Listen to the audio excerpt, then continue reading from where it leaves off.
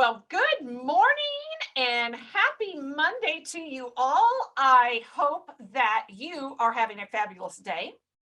I appreciate you joining us for another continuation of Chick Chat with Kathy Durant. And I am your host for today, once again, your girl, Marie Kennedy Groves with Healing Waters. I am a life coach. I am a mother of two beautiful children, and I am a glam mom to an amazing 3-year-old that just absolutely rocks my world. So that's a little bit about me, but let me reintroduce you to Miss Kathy Durant, who is on the broadcast again with us today. She is a retired cosmetologist and cosmetology teacher. She's the director of Lift Women's Ministry for the past,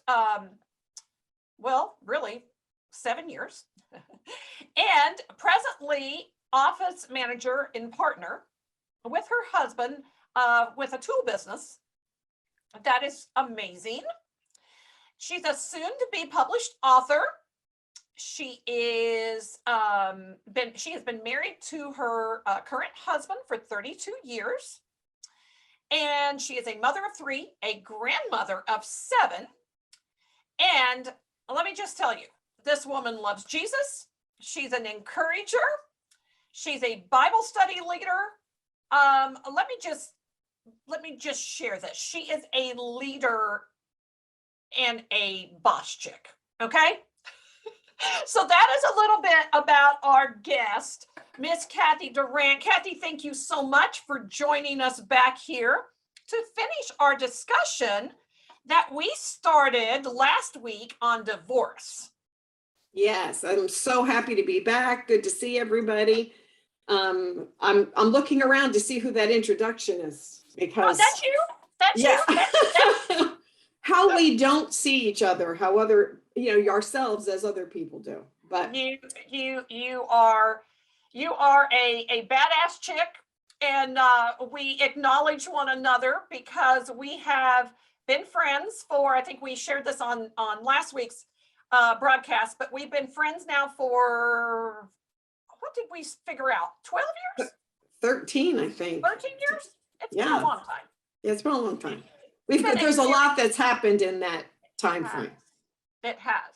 And let me tell you, I know that I share this when I come on and broadcast these Chick Chats, but I just want to reiterate that Chick Chat was really birthed from a heart of mine.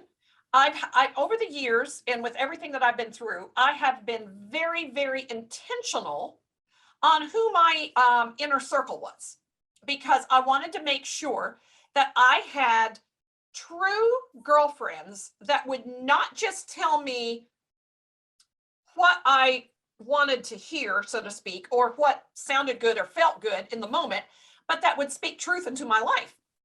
And so Kathy has definitely been a constant in my life that has done exactly that for me.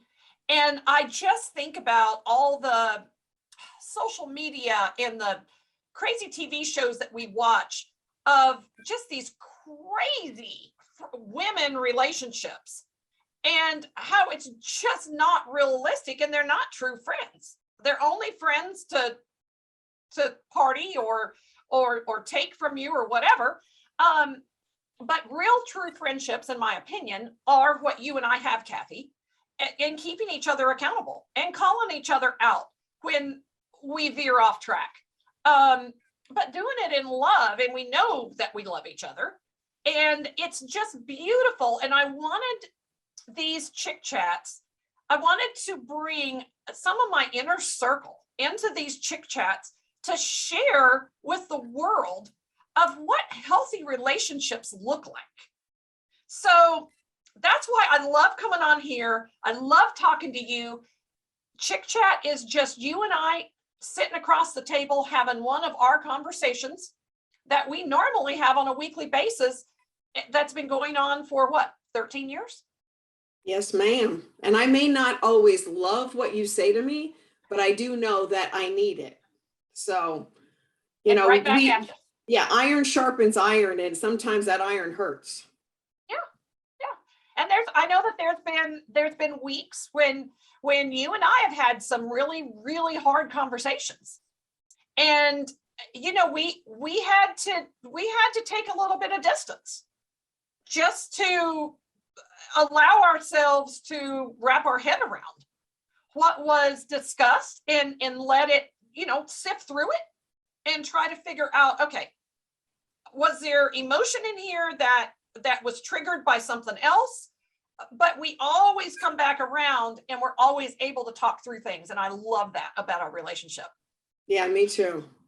So with that being said, just to kind of go back and watch last week's broadcast, if you missed it, because that's going to be part 1 of this hot topic of divorce. And today is part 2, where we kind of left off last week, was we were talking about the mindset around, you know, oh, I'm going to hang in here. I don't care how toxic the relationship is. I don't care how abusive the relationship is. I've got to hang in here for the kids. And how that is, it's really teaching your kids that all the toxicity and the chaos and the confusion, you're teaching them that's normal. And what's going to happen is, as they move into relationships, you have not shown them what a healthy relationship looks like. So then you wonder why we're in a crazy world that we're in, and why all the cycles and the craziness, they're just living out what they watched, what they saw, what they were taught. So with keeping that in mind, we also talked a little bit in the last broadcast about, before you make a permanent decision, make sure that you seek counsel, coaching, something of the sort, to heal yourself. Because if you're not careful, you are going to be responding to past hurts that you never resolved, that are being triggered with situations in your current relationship that may actually have very little to do with what's at hand, but may have everything to do with what you never healed from. So now, unless there is abuse, obviously that's a whole nother ball of wax. But definitely seek counsel and help to heal yourself, because you may find, once you heal yourself, your feelings about your situation may change dramatically. So today, Kathy, I would love to talk to you about that first year after you make the decision that it's in the best interest to leave the relationship. The emotions that come with that, and the pitfalls that can come with that. I would love for us to have a conversation about that, because you and I have both been through it. And I know you and I talk about this a lot. Share with me I know we have about 5-6 minutes before we go on commercial break. Share with me real quickly some of the top things you struggled with in that first year after making that decision. I think that when you finally make the decision to get divorced, you have this huge weight that's lifted off of you because the decision's been made. But the hardest thing for me that first year was the aloneness, the loneliness of the times that the children were with their dad. In those hours and moments, you have to be with yourself. And it's easy to blame the other person for all the things that are wrong when you're married. But when you're going through the separation and the visitation schedule and that first year of holidays, where you may have to give him Thanksgiving so you can get Christmas, or you give him, you take Thanksgiving, or you know what I'm saying? Like you're alternating holidays. And that first Christmas without your kids it's such a deep, dark black hole. But the other half of that is the temptation to reconcile in those lonely moments. You got this little devil on your shoulder going, well, maybe the abuse wasn't that bad. Maybe him cheating wasn't that bad. Maybe him gambling wasn't that bad. Maybe him, not being there in the relationship, and you being alone and a single mom in a marriage support sphere, so to speak, that now that you're by yourself in those lonely times is the thought that maybe reconciliation is possible. Now, the bad part of that is that the kids cannot be in a revolving door. So unless your intent is to go back and reconcile for good, come hell or high water, you really have to take these moments and examine them. Are they real? Or is it your fear of being alone? Is it the loneliness? Is it the devastation of going through a holiday that has been centered around children, which is Valentine's Day, Easter, Christmas, Thanksgiving? The other holidays aren't necessarily centered and celebrated around children, but those holidays are the Easter egg hunts, the Valentine's candy, the Christmas of, Christmas Eve, Christmas morning, seeing them open their presents, Thanksgiving, being around the table. So I think that we really need to examine what can you do to prepare yourself for those things, and how do you get through them?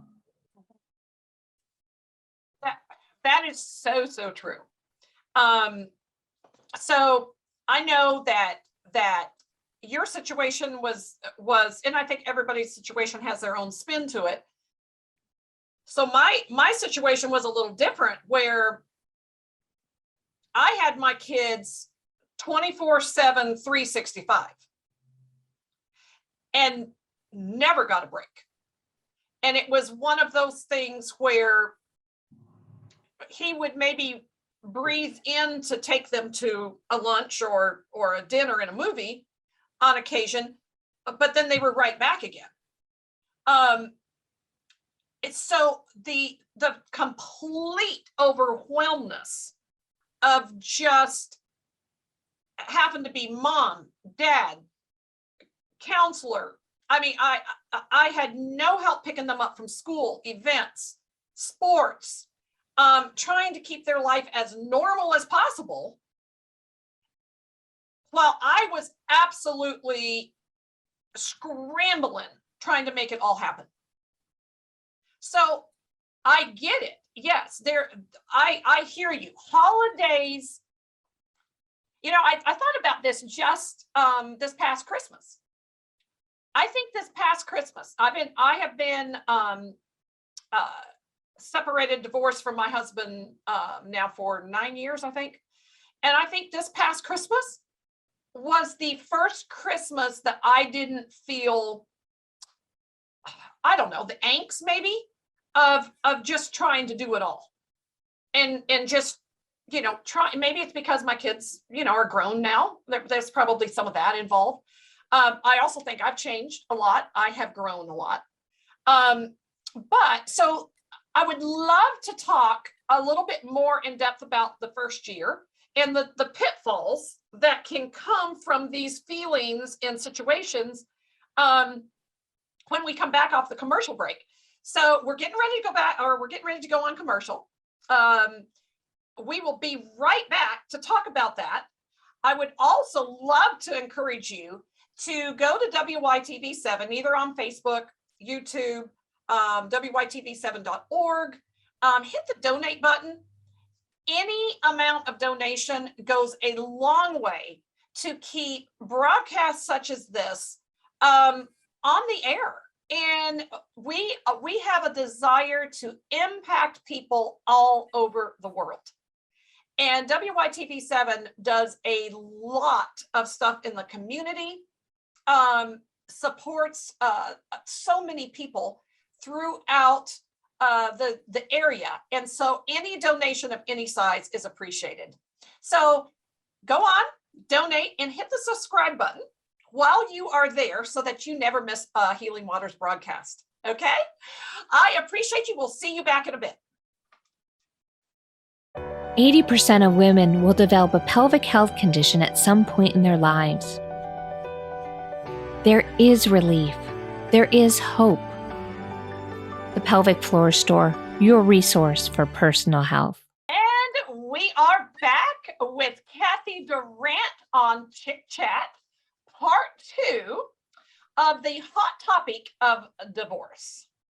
So, Kathy, we were talking right before the commercial break about the first year after you make that decision and how tough it is and all the emotions that come around that decision.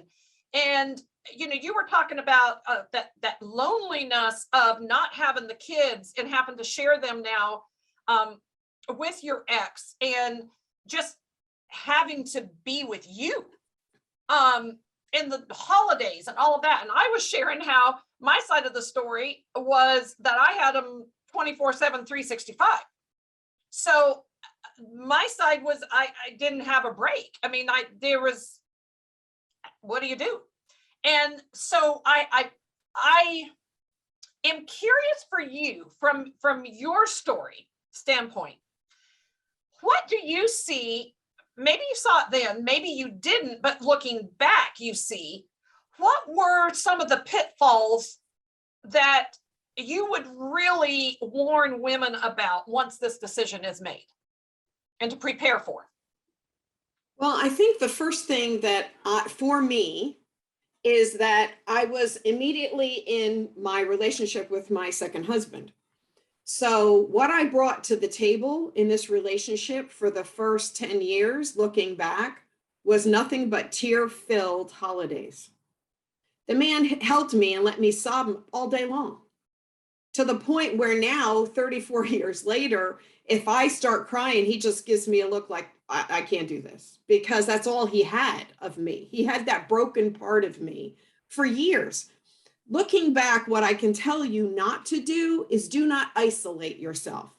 I isolated myself. I didn't talk to friends. I didn't build a community of support around me so that I could reach out, because your husband can only help you so far. Girlfriends are girlfriends. Like, there is a difference between your husband, your best friend, and your girlfriend, your best friend.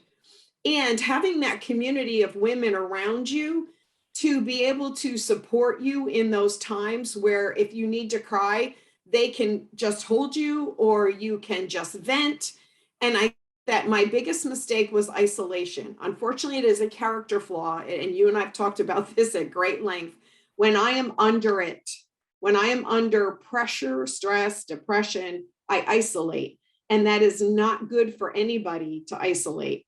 So I think that if in my case, where you are walking through this first year of divorce and you have not built yourself a community of support, go find one.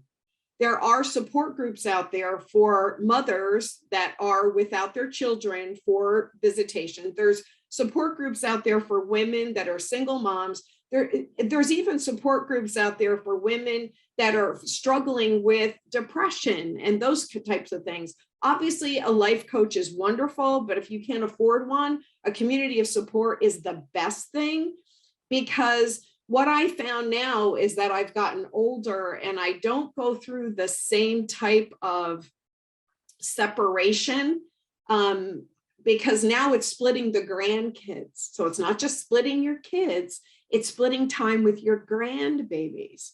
So now that I'm older and wiser, I hope, having this support community of my closest circle of friends who know either they've walked through it or they know me well enough to know what to say to me to pop me out of the hole is imperative. It is a mandatory thing, is that community of support. I could not agree with you more. So I know that you are in your second marriage, I have actually been divorced twice.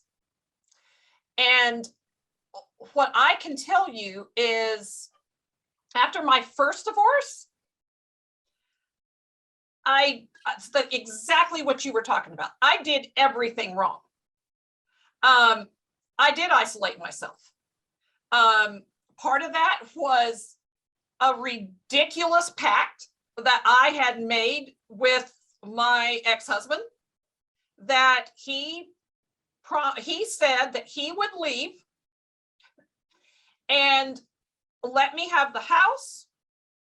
He would only take a few items if I promised him that I would never, ever tell anybody why we were actually splitting up. And I was young. I had gotten married the first time at 19 years old. So I was young, and just from pure ignorance, I was like, okay, all right. I mean, that's fine. I had moved to his town. And so in my crazy little head, I was trying to respect that this was his town. Now looking back on it, I'm like, oh my gosh, I see so much crazy in that. So what it made me do is exactly what you said. I secluded myself. I couldn't talk to anybody. I couldn't vent to anybody. And everybody was coming up to me saying crazy stuff that he was telling the community of why we split up. But I couldn't rebuttal because integrity is a huge thing for me. So in my head, I was like, but I promised him I wouldn't tell the truth of why we split. So it secluded me even more. And what happened is I met my second husband about, I guess it was maybe about 4 or 5 months later. And we were literally married 8 months later because I was lonely, like you talked about. I was lonely. I was starved for somebody that I could be real with and connect with. And I attracted, unfortunately, a very broken person just like me. We were both very broken. We had just come out of relationships. So what I can say is now we got married. We were married for 18 years. And the second time around, I feel like I'm finally doing this healthy, because I took responsibility for the type of men that I was attracting. And I was like, okay, I am not going to date for 2 years. I need to focus in on my kids. One of us needs to be consistent. And I focused in on my kids, and I just put my head down. And I said, it is time to figure out what is going on in me that is causing me to attract these types of men. So, yes, everything that you're saying is so true. Now, what I want to applaud you for is that you have made your second marriage work. And I know, you and I've walked this journey, I know it has not been easy. But you have, in fact, and are still doing the work of healing yourself all the way from childhood. And that's a whole nother broadcast. And it has been a journey for you, because you've had to do it with hubby in tow, which is a whole nother ball of wax. So what I would love to encourage women is, yes, it can be done either way. I would just probably say, and Kathy, tell me if you agree, if you jump right into the next relationship, it is much, much more difficult to walk that journey, because now you have two broken people. And when one of you decides to heal, now you're changing. You're not that person that they married. And that can be very detrimental to the relationship. Now, it can also be good if you walk the journey together. Give me your thoughts on that. Well, I can only speak from experience. So my broken self got involved with my broken husband, and not because there was anything like character flaws wrong, but we were both abused as children. So you take two abused people as children and verbally, emotionally, and physically abused, and you have triggers. So what we never realized until almost 25 years into the marriage is through a wonderful counselor. I can't speak high enough about this particular counselor, who really within 2 sessions got to the root of the problem. And he said, guys, this is what's going on. The tone in his voice is triggering you from childhood, from when you were abused, and the tone in your voice is triggering him from childhood when he was abused. It's not the words you're saying to each other, it's the tone you're using. And when you realize that you're triggering each other, then you can call each other out carefully and politely and say, what you just said triggered me. Can you say that a different way? Now, I can't even begin to describe the change in our relationship just from that one little nugget. Now, that doesn't mean that we hadn't been through counseling before, because we had, but communication is key.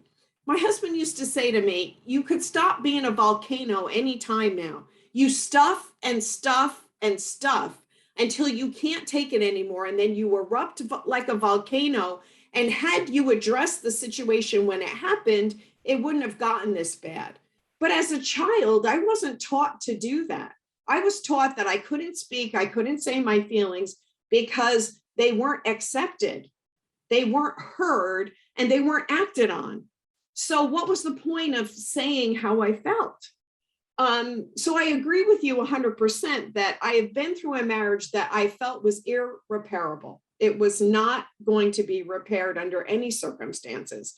And then I got into this marriage and I was determined that I wasn't going through another divorce.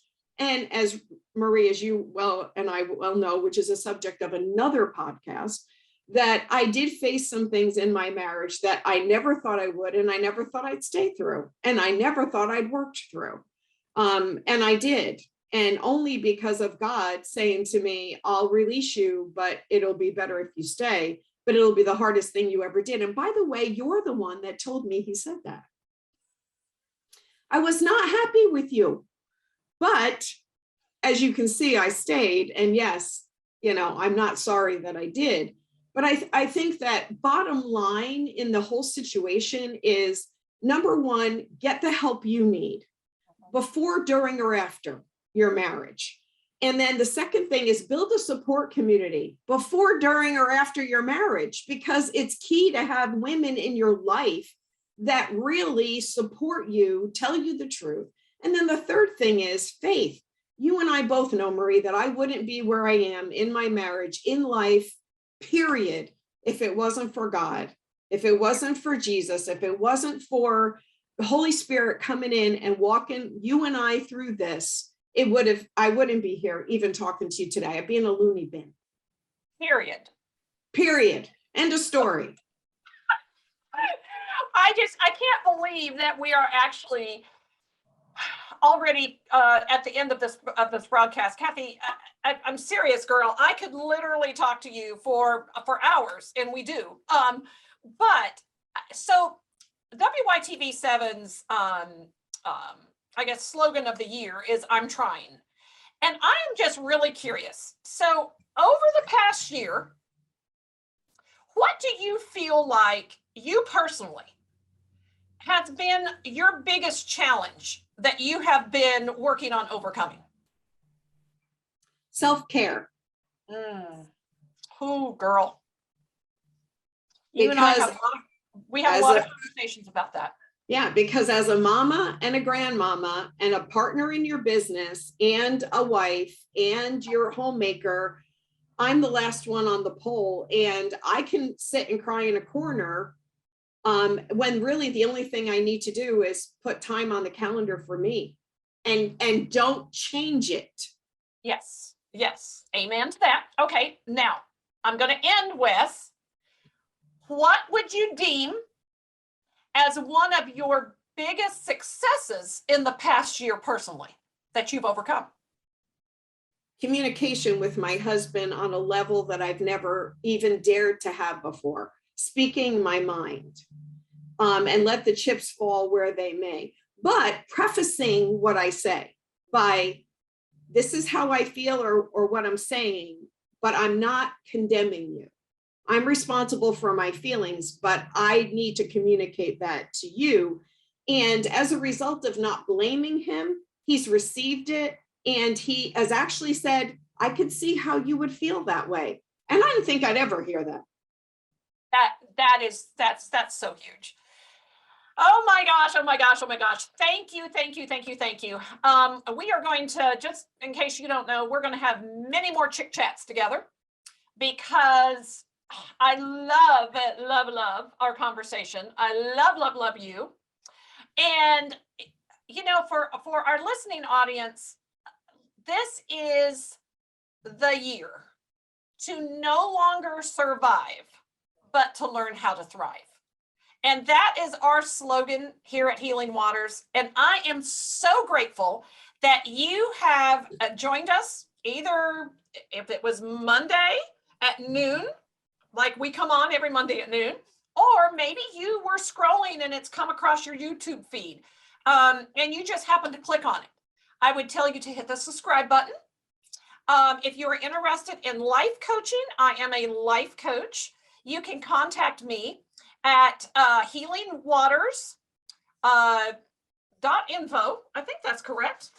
And you can also connect with me on Facebook at Marie Kennedy Groves, or Instagram, World Changer for Life.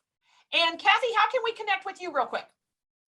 I am Kathy Sherwood Durant on Facebook. I am KDurant854 at Instagram, and my email is kdurant854@gmail.com. Awesome. Thank you so much. And I hope that your entire week is filled with thriving moments. See you next Monday.